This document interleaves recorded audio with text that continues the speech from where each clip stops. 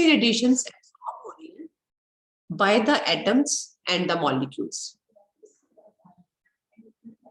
Bye the atoms and the molecules. It means spectroscopy क्या चीज है? स्पेक्ट्रोस्कोपी वो ब्रांच है हमारे पास जो डील करती है, जिसमें हम ऑब्जर्व करते हैं, इंटरप्रेट करते हैं कि कौन सी रेडिएशन हमारे पास आ रही है, जो रेडिएशन हमारे पास रिसीव हुई है वो क्या वो एमिटेड रेडिएशन है या वो absorb radiation, right? It means हमें डील करना पड़ेगा दो तरह की रेडिएशन के साथ, one is emitted, other is absorbed. और ये रेडिएशन कौन एमिट कर रहा है? या तो वो एटम्स एमिट करेंगे या वो मॉलिक्यूल्स एमिट करेंगे।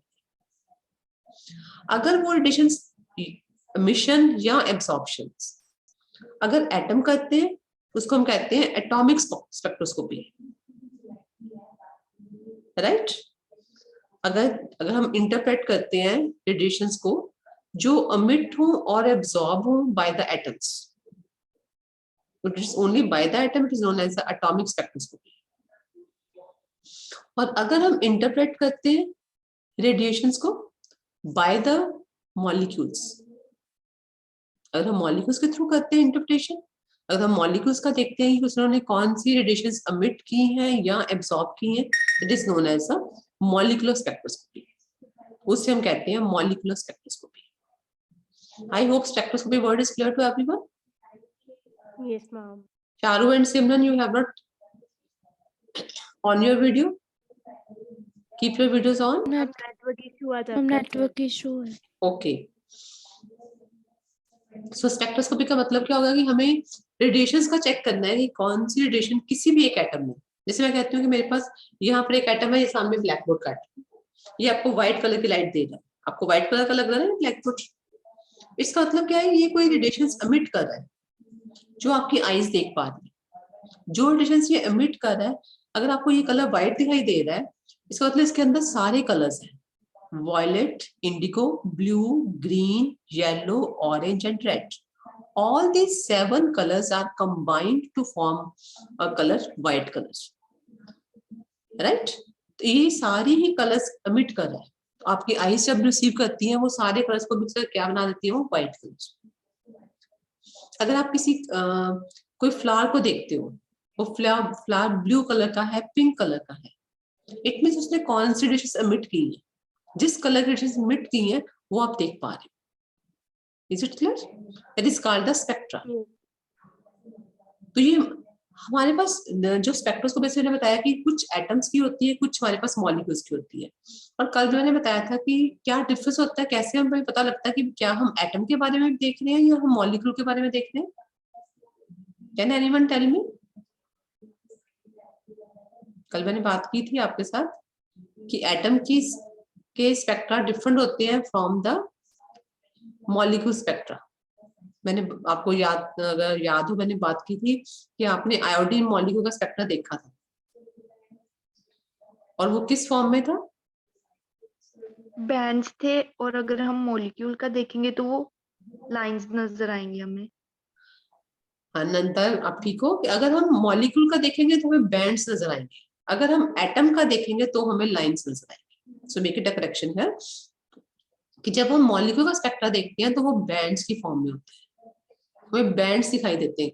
काफी बड़ा हमें रेड कलर का इतना बड़ा बैंड दिखाई देगा, ये इतना पोर्शन पूरा रेड कलर का होगा, नेक्स्ट इतना पोर्शन पूरा ग्रीन कलर का होगा, देन नेक्स्ट पोर्शन पूरा इतना ब्लू कलर का होगा, तो वो होते हैं बैंड्स। लेकिन अगर हम एटम का स्पेक्ट्रा देखेंगे that is in form of the line, कि एक कलर रेड कलर की लाइन आएगी, फिर हमारे पास ग्रीन कलर की लाइन आएगी, फिर हमारे पास ब्लू कलर की लाइन आएगी, देन येलो कलर की लाइन आएगी। अगर हमें लाइंस मिलती है it is known as the atomic spectra. Is it clear? अब हमारे पास आता है optical spectroscopy. Now next word is the optical spectroscopy. Optical spectroscopy वो स्पेक्ट्रोस्कोपी है, इसमें आपको इस ऑप्टिकल से पहले बात करती हूँ कि जब हम स्पेक्ट्रोस्कोपी की बात करते हैं तो मैंने बात की है एटम्स की और मॉलिक्यूल्स की। Can you name me few atoms?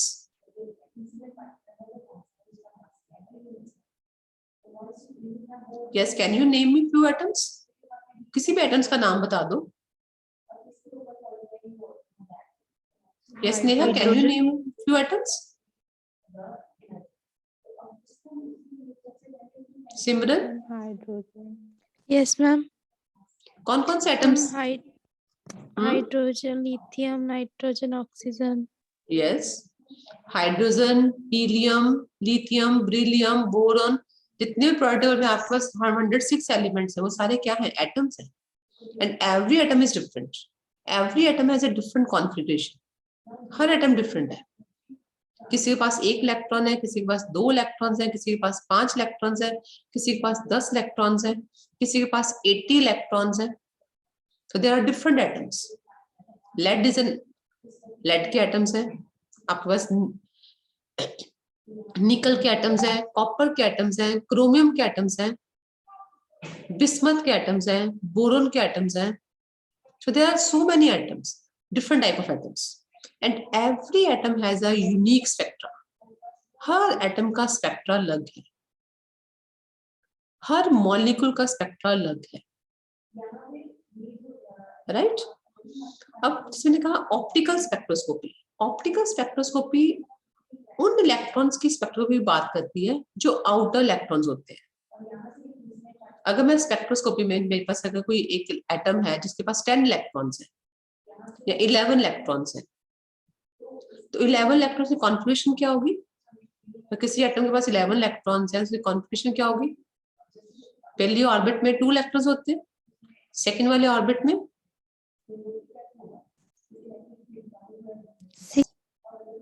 8, उससे नेक्स्ट वाले में फिर 8, देन 18. आपने पढ़ा हुआ है, केमिस्ट्री में पढ़ा होगा आपने, +2 में पढ़ा हुआ है कि आपके पास जो इलेक्ट्रॉनिक कॉन्फ़िगरेशन होती है तो अलग अलग तरह के एटम्स की डिस्ट्रीब्यूशन होती है. तो जो आउटर वैलेंस इलेक्ट्रॉन की अगर मैं बात करूं कि जो सबसे बाहर वाला electron, let me show your. अगर मैं बात करती हूँ कि मेरे पास एक इलेक्ट्रॉन है, एक एटम है जिसके पास 11 इलेक्ट्रॉन्स. अगर 11 इलेक्ट्रॉन्स है उसके पास, इसके कॉन्फ़िगरेशन क्या होगी? ये न्यूक्लियस दिखाई दे रहा है, बोर्ड, ब्लैक बोर्ड दिखाई दे रहा है, ये व्हाइट बोर्ड दिखाई दे Yes, रहा है. ma'am. तो ये मेरे पास न्यूक्लियस होगा, इसके अंदर न्यूट्रॉन्स और प्रोटॉन्स होंगे. तो पहले वाले शेल में 2 इलेक्ट्रॉन्स, अगले वाले शेल में 8 इलेक्ट्रॉन्स. तो आउटर वैलेंस में कितना आ गया? ओनली 1 इलेक्ट्रॉन, तो 11 electron.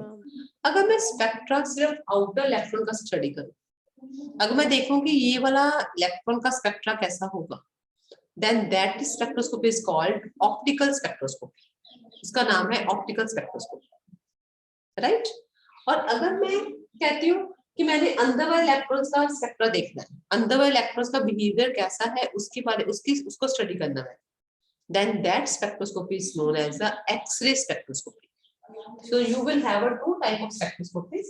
One is the optical spectroscopy and other is the X-ray spectroscopy. एक हमारे पास ऑप्टिकल स्पेक्ट्रोस्कोपी है और सेकंड मेरे पास है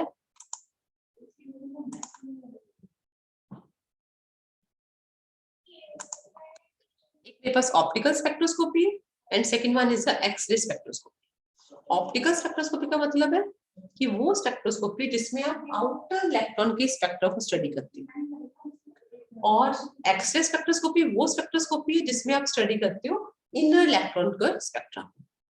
अब बात आती है कि स्पेक्ट्रा बनता कैसे है. स्पेक्ट्रा कैसे बनता है? जब मैं इस इलेक्ट्रॉन की बात कर रही हूँ, मुझे इसका स्पेक्ट्रा स्टडी करना है, तो मेरे पास 2 तरह के स्पेक्ट्रास हैं. कौन से 2 तरह के स्पेक्ट्रास हैं? Optical and x-ray. 2 तरह के. मैंने कहा था स्पेक्ट्रोस्कोपी का मतलब क्या होता है? You have to provide the information about the observation and interpretation of emitted and absorbed. कि ये वाला इलेक्ट्रॉन या तो लाइट को एमिट करे या ये लाइट को एब्सॉर्ब करे. राइट? तो 2 तरह के मेरे पास स्पेक्ट्रा होते हैं. One is the absorption spectra and other is the emission spectra. Absorption and emission spectra. Her atom emission spectra भी दे सकता है, हर एटम एब्जॉर्प्शन स्पेक्ट्रा भी दे सकता है। जब मैं एब्जॉर्प्शन और इमिशन स्पेक्ट्रा की बात करती हूँ, एब्जॉर्प्शन का मतलब क्या होता है? What means absorption? When electron Absorption jumps from energy. lower to higher energy level. हाँ, क्या कह रहे हो सिमरन? When electron jumps from lower energy level to higher energy level. Yes, absorption spectra क्या है? बिल्कुल ठीक है कि जब ये इलेक्ट्रॉन अपनी लो एनर्जी लेवल से किसी हायर एनर्जी लेवल पे शिफ्ट हो जाए, it is known as the absorption. उसने एब्जॉर्ब कर ली एनर्जी। जैसे अभी ये कौन से शेल में है? ये वाला मेरा फर्स्ट शेल है, ये सेकंड शेल है, ये थर्ड शेल। तो जो ये वाला इलेक्ट्रॉन है वो थर्ड शेल में, इसके बाद एक फोर्थ शेल आएगा, उसके बाद एक फिफ्थ शेल आएगा। अगर मैं कोई बाहर से कोई सप्लाई दे दूं, इसको बाहर से कुछ लाइट दे दूं, कुछ एनर्जी दे दूं इसके ऊपर, तो ये इलेक्ट्रॉन जंप कर जाएगा थर्ड से फोर्थ में, या ये जंप कर जाएगा थर्ड से फिफ्थ में। एम आई राइट? क्लियर है यहाँ तक? Yes, ma'am. तो जब ये इलेक्ट्रॉन जंप करेगा, जब वो थर्ड से फोर्थ में जंप करेगा या थर्ड से फिफ्थ में जंप करेगा, तो वो एनर्जी एब्जॉर्ब करेगा। तो कितनी एनर्जी उसने एब्जॉर्ब की, उस एनर्जी की वैल्यू से हम निकालते हैं वेवलेंथ ऑफ लाइट। उसने किस कलर की लाइट को एब्जॉर्ब किया। ये भी सकता है कि जब वो यहाँ से यहाँ जंप करे तो वो रेड कलर की लाइट एब्जॉर्ब करे, जब यहाँ से यहाँ जंप करे तो मे बी वो ब्लू कलर की लाइट एब्जॉर्ब करे। तो स्पेक्ट्रा डिफरेंट हो गया ना इसका इसके साथ। This is called a spectra, कि उसने किस कलर की लाइट को एब्जॉर्ब किया है। और इसका मतलब क्या होगा कि वो किस लेवल से किस दूसरे लेवल के ऊपर जंप किया है। So this is known as, जहां पर वो अक्सर रहेगा ये इलेक्ट्रॉन, को हम कहते हैं ground state level. It is known as the ground state, कि यहाँ तो हमेशा वो होगा। This is called ground state level. जब वो उस लेवल से हायर लेवल में जाएगा, that is called the excited state level. It means that electron get excited. वो इलेक्ट्रॉन एक्साइट हो गया, राइट? एक्साइट करने के लिए हमें क्या देना पड़ेगा? अगर जब भी हमें इलेक्ट्रॉन को एक्साइट करना है, we have to supply the energy. तो आपको इसको एक्सटर्नल एनर्जी सप्लाई करनी पड़ेगी, आपको बाहर से एनर्जी सप्लाई करनी पड़ेगी इस इलेक्ट्रॉन के लिए। तो इलेक्ट्रॉन जंप कर सकता है ग्राउंड स्टेट से, वो ग्राउंड स्टेट से नेक्स्ट लेवल में जंप कर सकता है। अगर आप थोड़ी सी एनर्जी सप्लाई करोगे, वो ग्राउंड स्टेट से नेक्स्ट टू नेक्स्ट में शिफ्ट कर सकता है, नेक्स्ट टू नेक्स्ट में शिफ्ट कर सकता है। अगर आप ज्यादा एनर्जी दोगे, वो इससे और ज्यादा एनर्जी दोगे तो उससे भी हायर लेवल में जंप कर सकता है। इट मींस अगर हमें चेक करना है कि हमने कितनी एनर्जी दी है और वो कहां से कहां पर जंप किया है, then you have to check the reading of the spectra. So here lies the importance of spectra. अगर मुझे चेक करना है कि एक एटम को मैंने कुछ एनर्जी सप्लाई की है और वो एक लेवल से किसी और लेवल में जंप कर गया, तो किस लेवल में जंप किया है?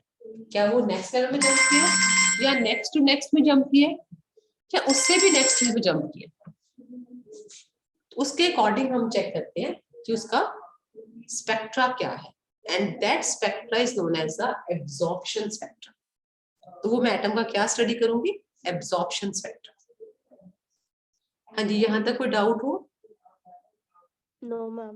समझ लग गया सबको यहाँ पर एब्जॉर्प्शन स्पेक्ट्रा के का मीनिंग क्या है? इसका मीनिंग क्या है? Yes, हमें ma'am.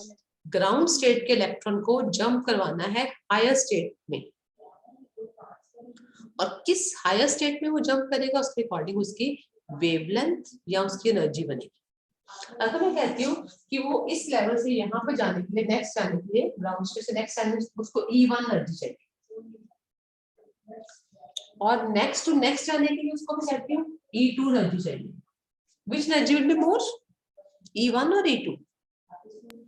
E2. E2 definitely, E2 it will be more than E1. उसका आंसर E1 से बड़ा होगा, right? What is the relation of the energy with the frequency? E is equals to h nu. Yes, exactly. E is equals to h nu. जिसकी energy बड़ी होगी उसकी frequency बड़ी होगी। It means the frequency of the light absorption कितनी light absorb हुई है, किस फ्रीक्वेंसी की लाइट एब्जॉर्ब हुई है, सेकंड केस में ज्यादा होगी as per the first case.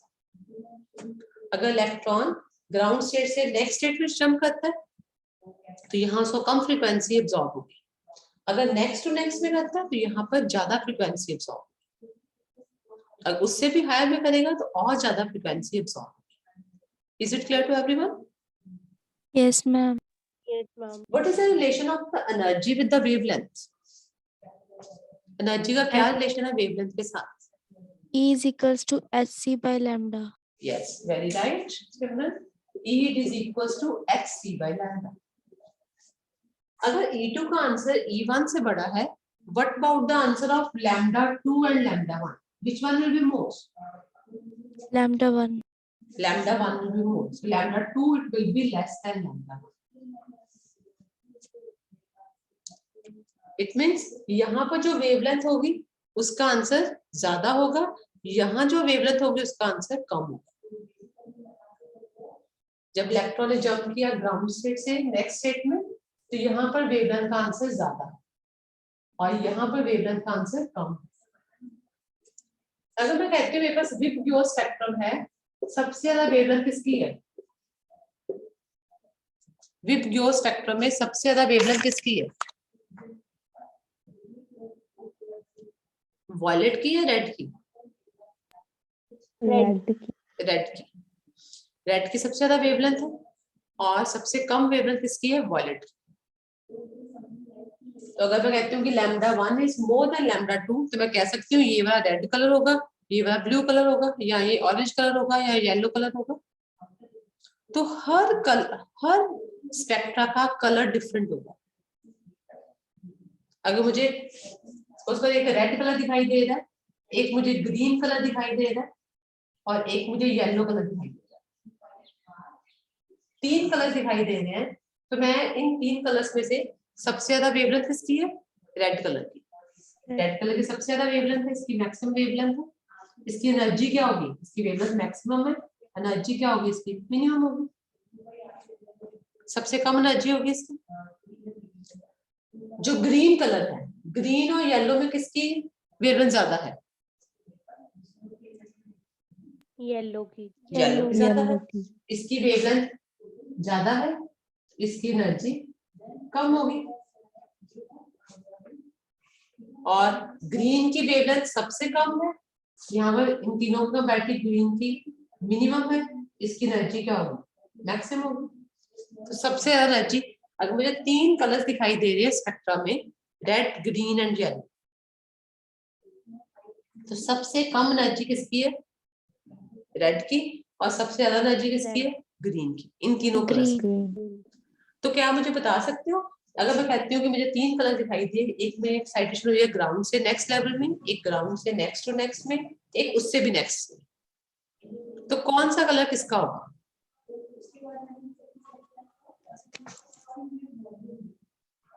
ये वाला कलर कौन सा होगा ग्राउंड से नेक्स्ट जाने के लिए? रेड, ग्रीन और येलो? Green. ग्रीन होगा। मतलब ग्राउंड से नेक्स्ट लेवल में जाने में सबसे ज्यादा मुझे एनर्जी चाहिए,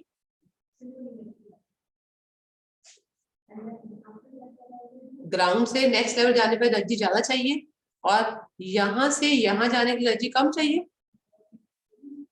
Am I right? No, ma'am. फिर 3 ट्रांजिशंस हुई है मेरे पास, ग्राउंड से फर्स्ट लेवल में, ग्राउंड से सेकंड लेवल में, ग्राउंड से थर्ड लेवल में। ये थर्ड लेवल है, लैम्डा 3। बता सकते हो 3 कलर्स मुझे मिले हैं, red, green and yellow. Lambda 1, lambda 2, lambda 3 कौन कौन से कलर्स होंगे? सबसे ज्यादा एनर्जी मुझे कहाँ चाहिए? फर्स्ट केस में, सेकंड केस में या थर्ड केस में? Third case में. थर्ड केस में सबसे ज्यादा एनर्जी चाहिए आपको। सबसे एनर्जी किसके पास है? ग्रीन कलर के पास। Green. इट मींस ये वाला कलर कौन सा होगा फिर? Green colour. Green.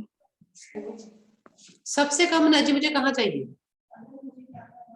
First पे. फर्स्ट केस का कलर कौन सा? एनर्जी मिनिमम किसके लिए? और रेड कलर, Red. अगला कलर कौन सा होगा? Red colour. और फिर इसका मतलब ये कलर कौन सा है? Yellow. This is known as a spectrum. इसे हम कहते हैं स्पेक्ट्रम। कि अलग अलग कलर्स को देख के हम चेक कर सकते हैं कि कौन सा इलेक्ट्रॉन किस लेवल से कहां पर जंप किया है। Is it clear girls? दोबारा से बताऊं, होगा कंफ्यूजन है कोई? देखो यहाँ पर क्या था, मेरे पास ग्राउंड स्टेट पे इलेक्ट्रॉन था, उसको मैंने जंप करवाना था हायर स्टेट। जब उन्होंने जंप किया हायर स्टेट में, तो कैसे जंप करना हायर स्टेट में? या तो वो नेक्स्ट स्टेट में जाएगा, या उससे भी नेक्स्ट में जाएगा, या उससे भी नेक्स्ट में जाएगा। आइदर फर्स्ट ट्रांजिशन और सेकेंड और थर्ड। अगर फर्स्ट में जाना है तो उसको एनर्जी कम चाहिए, अगर उसको थर्ड में जंप करना है तो एनर्जी ज्यादा चाहिए। जिसकी एनर्जी ज्यादा होगी उसकी वेवलेंथ कम होगी। बिकॉज द फॉर्मूला क्या होता है? E is equals to hc by lambda. So more is energy, less is the wavelength. Wavelength कम होगी उसकी। अगर वेवलेंथ कम है, मेरे पास, मैंने कहा मेरे पास 3 कलर्स नजर आ रहे हैं, रेड, ग्रीन एंड येलो। तो सबसे कम वेवलेंथ किसकी है इन तीनों कलर्स में? या ग्रीन की मिनिमम वेवलेंथ है, इसकी एनर्जी क्या होगी? मैक्सिमम। मैक्सिमम एनर्जी मींस वो कहाँ शिफ्ट होगा? वो थर्ड वाला। सो ये this colour will be a green colour. और सबसे कम एनर्जी कहाँ चाहिए मुझे? जहाँ पर वेवलेंथ का आंसर मैक्सिमम है और वेवलेंथ इसकी मैक्सिमम है, रेड कलर। तो वो कलर कौन सा होगा? फर्स्ट कलर रेड कलर हो गया, लास्ट कलर मींस ग्रीन हो गया। It means in between colour कौन सा होगा? येलो कलर होगा। Yes, ma'am. हाँ जी गर्ल्स, क्लियर है ये चीज? Yes, ma'am. Yes, Charu, is ma'am. it clear? Yes, ma'am. Sanya? Yes, ma'am. तो this is all about the absorption. ये सारा कुछ मैंने एक्सप्लेन किया आपको एब्जॉर्प्शन के लिए। अगर मैं कहूँ कि मैंने ऐसा ही एमिशन के लिए बताना, एमिशन क्या होगी? एमिशन के केस में क्या होगा? फॉर एमिशन आपका एक स्टेट है, this is a ground state. ये मेरे पास यहाँ पर n का आंसर इक्वल्स टू 1 है, यहाँ पर n का आंसर इक्वल्स टू 2 है, यहाँ पर n का आंसर इक्वल्स टू 3 है, यहाँ पर n का आंसर इक्वल्स टू 4 है। मेरे पास एटम के अलग अलग लेवल्स हैं। ये ग्राउंड स्टेट है, this is the first excited state, इसे हम कहेंगे first excited state. This is the second excited state and this one is the third excited state.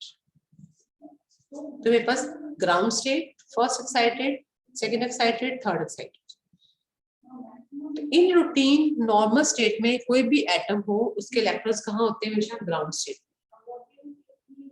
अगर उसने ग्राउंड स्टेट से फर्स्ट स्टेट में जाना है तो एनर्जी का आंसर मिनिमम होगा, तो कम से कम एनर्जी चाहिए होगी। इसके लिए अगर फर्स्ट से उसे थर्ड में जाना है तो एनर्जी का आंसर ज्यादा चाहिए। अगर उसको फर्स्ट से फोर्थ में जाना है तो एनर्जी का आंसर बहुत ज्यादा चाहिए।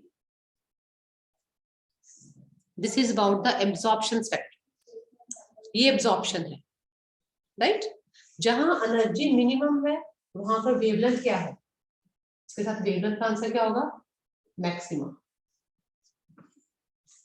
जहां एनर्जी मैक्सिमम है वहां पर वेवलेंथ का आंसर क्या होगा? मिनिमम। ऐसे और बहुत सारे लेवल्स, n इक्वल्स टू 5 पर जा सकता है, 6 पर, 7 पर। अगर यहाँ जाएगा तो इसका आंसर एनर्जी का और भी ज्यादा हो जाएगा। तो मैं सिर्फ 3 लेवल्स के बारे में बात करती हूँ आपको समझाने के लिए। Is it clear girls? Yes, Yes, ma'am. ma'am. तो ये तो होगा मेरे पास एब्जॉर्प्शन का। जब एटम एक इलेक्ट्रॉन यहाँ से यहाँ जंप कर गया, वो यहाँ से यहाँ पहुंच गया, तो हायर स्टेट में इलेक्ट्रॉन कभी भी स्टेबल नहीं होगा। Electron is not stable at the higher state, so it will jump to the lower state. तो वो जंप करेगा अपने लोअर स्टेट में, वो यहाँ से जंप करके कहाँ आएगा? नीचे आएगा। With in the time of 10⁻⁻8 second, इतने कम टाइम में वो जंप कर जाएगा हायर से लोअर में। जब कोई भी इलेक्ट्रॉन हायर से लोअर में जंप करेगा तो क्या होगा? Energy will be emitted. पहले उसने एब्जॉर्ब की थी एनर्जी, अब वो एमिट करेगा energy. So when electron will jump from higher to lower, energy will be emitted. तो यहाँ पर एनर्जी एमिट करेगा, energy emitted. And this type of spectra जब वो ऊपर से नीचे आ रहा है, this spectra is known as the emission spectra. इसे हम कहते हैं emission spectra.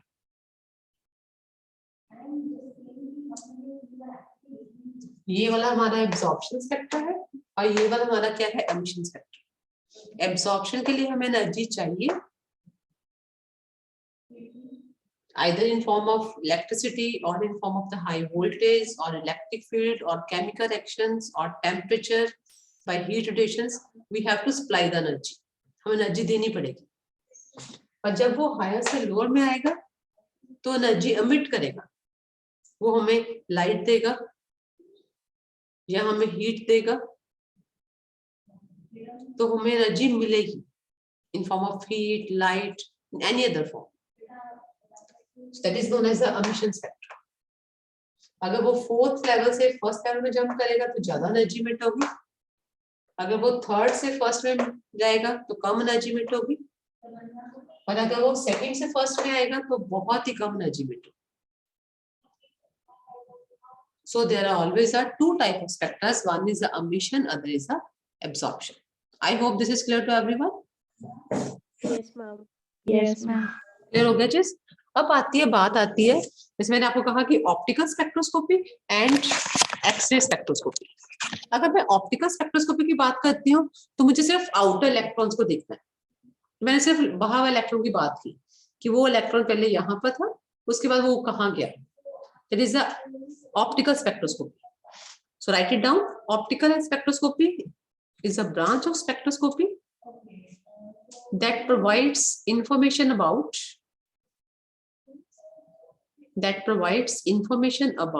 the arrangement,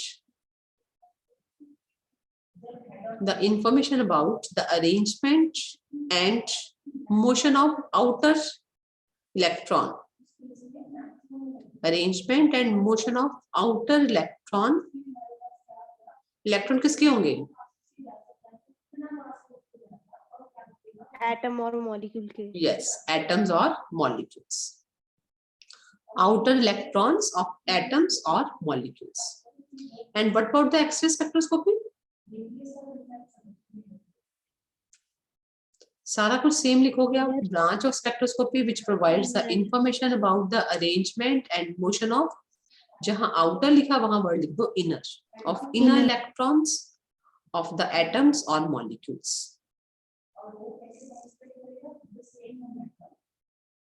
Is it clear, girls? Yes, ma'am. Yes, ma'am. अब इसमें आता है कि जैसे मैंने कहा कि एटम्स अमिट भी करते हैं और एब्सॉर्ब भी करते हैं। जब भी हमें एटम को लोअर स्टेट से हायर स्टेट में भेजना है, there are various ways to produce spectra. How to make the atom jump from the lower state to the higher state? We can use temperature radiations और luminescence। या तो temperature radiations का temperature बढ़ा दो, substance का atom का temperature बढ़ा दो, उसको हीट देनी शुरू कर दो, तो ऑटोमेटिकली वो जंप कर जाएगा हायर स्टेट में। और second one is the luminescence. Luminescence में आता है electroluminescence. Electroluminescence means you have to apply the electric field, कि आपको इलेक्ट्रिक फील्ड देना पड़ेगा। It is known as the electroluminescence. Second one is a chemiluminescence. Chemiluminescence, it means you have to, क्या नाम से क्या पता लग रहा है? Chemical. Yes, by use of chemical reactions, you have to provide the energy to the atom. हमें उसको नीचे से ऊपर जंप करवाने के लिए एनर्जी कहाँ से लेनी है? By the chemical reactions. That is known as a chemiluminescence. Other is a photoluminescence. Photo means photoluminescence से क्या लगता है आपको? Light. With the help of a photons, with the help of light photons. अगर मैं उसके ऊपर लाइट फॉल करती हूँ तो उसके साथ वो एनर्जी एब्जॉर्ब कर ले. It is known as a photoluminescence. That is, excitation is produced by the absorption of light. Kanjikas, is it clear to everyone? Yes, ma'am. जितना Yes, समझाया वो समझ लग गया सबको? Yes, ma'am. और एटॉमिक स्पेक्ट्रा क्या होता है, मॉलिक्यूलर स्पेक्ट्रा क्या होता है, ये भी समझ लग गया सबको? Atomic in form of Yes, lines and molecular in form of the band spectra. Band. और ये भी क्लियर हो गया आपको एमिशन स्पेक्ट्रा क्या होता है और एब्जॉर्प्शन स्पेक्ट्रा क्या होता है. जब हमें किसी भी एटम को एक्साइट करना है तो कौन कौन से वेज एक्साइट करने के लिए, हम एटम्स का आपस में कोलिजन करवा दें. हम कोलिजन कराएंगे तो वो हीट अप हो जाएंगे एटम्स, तो एक्साइट हो जाएंगे. So you can write it, but atomic excitation can be done. Atomic excitation can be done by the collision with the collision of atoms with another atoms. इसे हम कहते हैं thermal step में. यहाँ हम क्या करते हैं, केमिल्यूमिनेसेंस और फोटोल्यूमिनेसेंस और इलेक्ट्रोल्यूमिनेसेंस.